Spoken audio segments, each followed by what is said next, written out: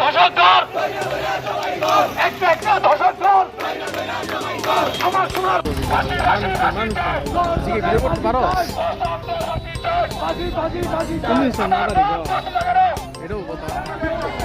বাংলাদেশে 3 জন নারী ধর্ষিত হচ্ছে।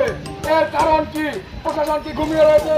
এরপরে আবার আমরা দেখতে পাচ্ছি যে প্রশাসন যে দর্শকদের ধরে আছে তাদেরকে আবার 2-3 দিন ধরে জামিন দিয়ে নিয়ে যাচ্ছে। প্রশাসনকে এটাকে খেলা ধরেছে। প্রশাসন যদি এই জিনিসটাকে কঠোরভাবে না থাকে তাহলে প্রশাসনকে কঠোর জবাব দিতে হবে। আমাদের কাছে প্রশাসনকে আমরা এক শৃঙ্খলার রাস্তা দেব না। হাসিনারা বলে যে প্রশাসন ছিল সেই প্রশাসন যদি এখন মনে করে তারা সেই নিয়মতান্ত্রিক ভাবে চলবে তাহলে আমরা মনে করবো তারা প্রকাশ সঙ্গে বাস করছে। আমরা ছাত্ররা কিন্তু এখনো ঘুমিয়ে যাইনি। আমার রাজপথে নামি এরপরে কিন্তু আমরা প্রশাসনকে ছাড়বো না, দর্শককে ছাড়বো না। আমরা রাজপথে নামবো আর ধরবো আর মারবো। বাংলাদেশের সংবিধানে আমি 2 দিন আগে দেখেছি সেখানে একটা আজীবন দেওয়া হয়েছে যে ধর্ষক যে ধর্ষণ করবে তাকে যদি মেরে ফেলা বিচার হবে না। নেক্সট টাইম থেকে কিন্তু আমরা দর্শককে ধরে আইনে হাতে তুলে দেবো না। আমরা দর্শকের শাস্তি দিব নিজের হাতে। দর্শকের বিরুদ্ধে যদি প্রশাসন ব্যবস্থা না নেয় সেই সাথে আমরা প্রশাসনের বিরুদ্ধে ব্যবস্থা নিব। সেইটা বলে আমি এটা ক্লিয়ার করছি এই জায়গায়। ধন্যবাদ। নিবেদন দিলাম সিঙ্গুর থানা পুলিশকে।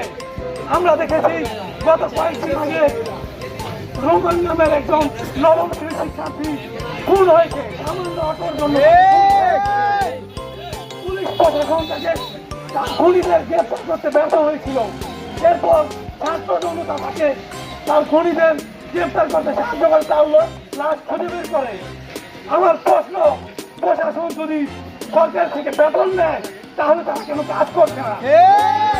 আমি বন্ধুর বোন বাড়ি থেকে নিগত হয়েছে। আমরা যখন পুলিশের কাছে যাই যে আমার বন্ধুর বোনকে খুঁজে বের করুন, ওনারা বলে যদি জেলার ভিতর থাকে তাহলে 20,000 টাকার মতো খরচ হবে, আর যদি জেলার বাইরে থাকে তাহলে তাকে খুঁজে বের করতে প্রায় 50,000 টাকা খরচ হবে। কেন সরকার কি তাদের বেতন দেয় না? এখানে অটো চুরি থেকে শুরু করে বিভিন্ন দোকানে প্রতিদিন চুরি হচ্ছে। প্রশাসন তেমন কোনো ভূমিকা নাই।